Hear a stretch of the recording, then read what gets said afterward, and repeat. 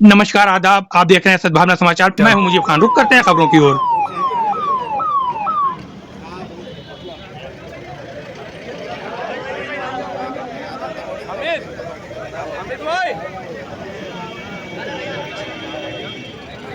कन्नौज सांसद व समाजवादी पार्टी के राष्ट्रीय अध्यक्ष पहुंचे कन्नौज। बोर्डिंग ग्राउंड में चल रहे मां पीताम्बरा महायज्ञ में जो 17 मार्च से चल रहा है, कुटिया में हवन के बाद पत्रकारों से हुए मुखातिब और धक्का मुक्की के बीच हुई प्रेस वार्ता। जी हां, आपको बताते चलें, अपनी गाड़ी से बोर्डिंग ग्राउंड पहुंचे थे अखिलेश यादव। अखिलेश यादव ने कहा कि माई यहाँ कन्नौज की जनता का कल्याण करेंगी और उनके भविष्य को बेहतर करेंगी। उन्होंने कहा, कन्नौज की जनता ने विकास के लिए वोट दिया है। यह जो 8 साल बीते हैं, इसमें कन्नौज को विकास से काट दिया गया है। किसान आस में बैठा था कि आय दोगुनी होगी, नहीं हुई, लेकिन सरकार कह रही है कि हमने हर एक व्यापारी की आय को बढ़ा दिया है। जालीदार टोपी के सवाल पर बोले अखिलेश यादव, यह लाल टोपी जैसे मेरे पिताजी ने दी है, तब से लगा रहा हूँ लाल टोपी, और हम उनमें से नहीं है जो टोपी बदलते रहते हैं। अखिलेश यादव ने कहा कि भाजपा पार्टी समय समय पर संविधान में संशोधन करती रहती है ताकि नफरत फैले और लोगों में दूरियां फैलें। कन्नौज में रहकर समाजवादियों ने दुनिया को सुगंधवादी बनाया है और भारतीय जनता पार्टी के लोगों में नफरत और दुर्गंध की बू आती है। जो दुर्गंध पसंद करते हैं वह गौशालाएं बना रहे हैं। सांड तो इनसे पकड़े जाते नहीं हैं, गौशालाएं बनाए चले जा रहे हैं। एक के साथ एक बोतल फ्री योजना लाए हैं। भारतीय जनता पार्टी का पार्टी टाइम चल रहा है और अब इनका विदाई का भी समय आ गया है। अखिलेश यादव ने कहा, राम जी लाल सुमन जी जो सांसद हैं, उनके घर जो घटना हुई है वह निंदनीय है। दलित सांसद जो बहुत ही सीनियर हैं, उनके घर पर अटैक होना, जबकि मुख्यमंत्री वहीं पर मौजूद थे, इसका मतलब यह है कि सब मुख्यमंत्री की सहमति से हुआ है। तिरवा में अखिलेश यादव ने रोज़ा अफ्तार किया और तिरवा की गलियों में घूमे और बोले, कपड़े पहनने से कोई योगी थोड़ी नहीं बन जाता है। अखिलेश यादव ने कहा, हमारी पहली पहचान भारतीय हिंदुस्तानी है, हमारी संस्कृति ही मिली जुली है। हमने कुछ सीखा उनसे, उन्होंने कुछ सीखा हमसे। हम मिलजुल कर रह रहे हैं। यह गंगा यमुना तहजीब है, मिली जुली संस्कृति है।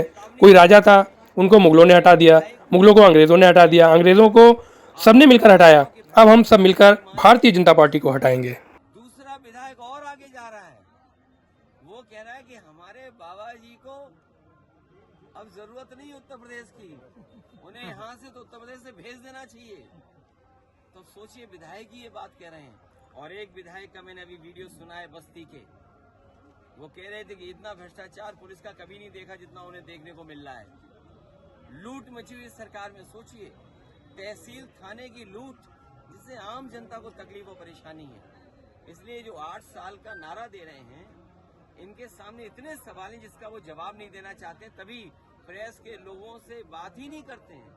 प्रेस के लोग सवाल पूछना चाहें तो प्रेस के किसी भी सवाल का सरकार जवाब नहीं देना चाहती है।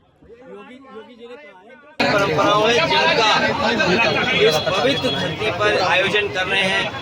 हमें उम्मीद है कि माई का इनके माध्यम से आशीर्वाद पूरे कन्नौज के लोगों को, पूरे प्रदेश के और देश के लोगों को आशीर्वाद के साथ साथ उनके जीवन का कल्याण भी होगा। उनको एक अच्छे रास्ते पे और धार्मिक रास्ते पे चलने का यहाँ से आशीर्वाद भी मिलेगा। मैं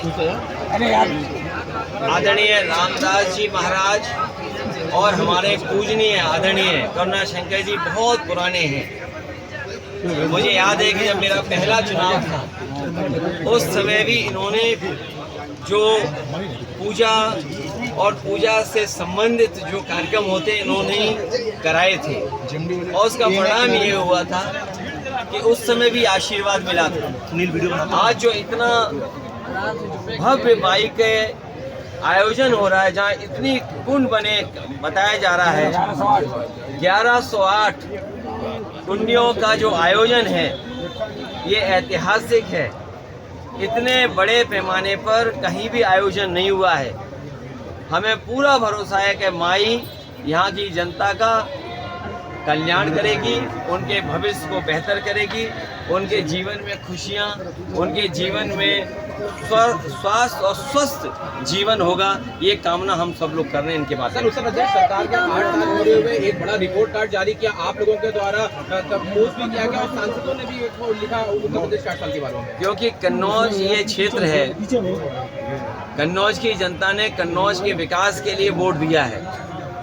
मैं कन्नौज की जनता को एक बार फिर भरोसा दिलाता हूँ, ये जो 8 साल काटे हैं, ये जो 8 साल कटे हैं, इसने विकास से कन्नौज को काट दिया। ये जो 8 साल की उपलब्धि गिना बता रहे हैं, इतनी लूट, इतना भ्रष्टाचार कभी नहीं हुआ कि जब 8 साल पूरे हुए तो उत्तर प्रदेश की पुलिस को ही अपने आईएएस को पकड़ने के लिए भेजना पड़ रहा है, उसके खिलाफ एफआईआर लगानी पड़ रही है। ये देश के पहला इतिहास होगा जहां सरकार अपनी उपलब्धि और विकास की खुशी मना रही हो, वहीं एक आईएएस अधिकारी अंडरग्राउंड हो गया हो। और ये हमारी सबसे पुरानी वैदिक परंपरा है, बाद में लोगों ने परिवर्तन कर दिया, आपसे बेहतर कोई नहीं आता, यही है पुरानी परंपरा, यही।